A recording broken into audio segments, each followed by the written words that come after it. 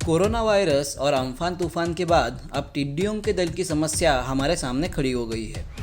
गुजरात, राजस्थान, पंजाब, महाराष्ट्र, मध्य प्रदेश, छत्तीसगढ़, दिल्ली और उत्तर प्रदेश के किसान इस समस्या से जूझ रहे हैं।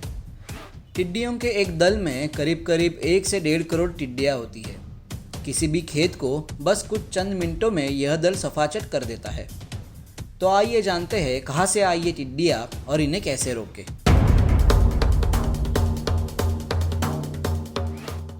ये टिड्डियाँ प्रमुख रूप से रेगिस्तानी इलाकों में पाई जाती है। खाड़ी देश और पूर्व अफ्रीका, जिसे हॉर्न ऑफ अफ्रीका कहा जाता है, वहाँ टिड्डियाँ पाई जाती है।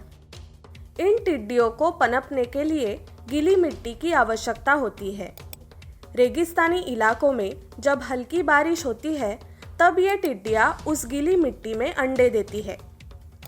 लेकिन प्रमुख रूप से रेगिस्तान होने के कारण यह मिट्टी जल्द ही सूख जाती है और टिड्डियों की संख्या नियंत्रण में रहती है। लेकिन पिछले कुछ वर्षों से उत्तरी हिंद और अरब सागर में आए तूफानों के कारण खाड़ी देशों में मौसम का भारी फेरबदल हुआ।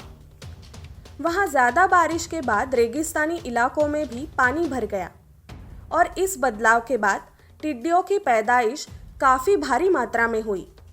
अब जब संख्या इतनी ज़्यादा हो तो खाना भी ज़्यादा लगेगा।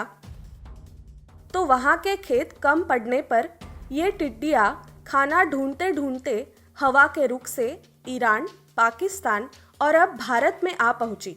रास्ते में हर जगह पर गीली मिट्टी के चलते इनकी संख्या बढ़ती चली गई। भारत में प्रमुख रूप से इनके 4 दल आए। हर एक दल में तकरीबन 1 करोड़ के आसपास टिड्डियाँ होती है। एक टिड्डी अपने वजन के जितना यानी लगभग 2 ग्राम खाना हर दिन खा सकती है।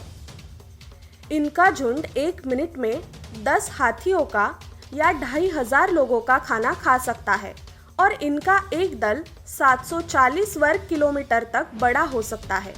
तो इतने विशालकाय झुंड को कैसे रोका जाए?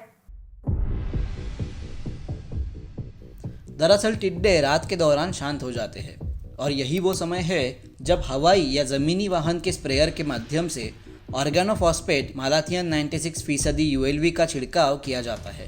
लेकिन याद रहे कि ऑर्गेनोफॉस्फेट या मालाथियन जहरीले होते हैं, इसलिए उन्हें उचित मात्रा में या किसी एक्सपर्ट की निगरानी में इस्तेमाल किया जाना चाहिए। खेतों में जाकर ज़ोर ज़ोर से थालियाँ बजाने से या शोर करने से ये टिड्डियाँ दूर भाग सकती है। टिड्डियों के झुंड पर पानी के फव्वारे मारने से यह झुंड दूर भाग सकता है। सरकार की ओर से सभी कृषि यंत्रणाओं को इस पर नियंत्रण करने का आदेश दे दिया गया है। सरकार को यह भी सुनिश्चित करना होगा कि सभी कीटनाशक पर्याप्त मात्रा में उपलब्ध हो। इस आपदा से फिर एक बार ये निश्चित हो गया है कि हमें जलवायु परिवर्तन को रोकने के लिए एक व्यापक योजना की आवश्यकता है और इसकी शुरुआत हमें अपने घरों से ही करनी पड़ेगी, इको फ्रेंडली चीज़ें अपनाकर।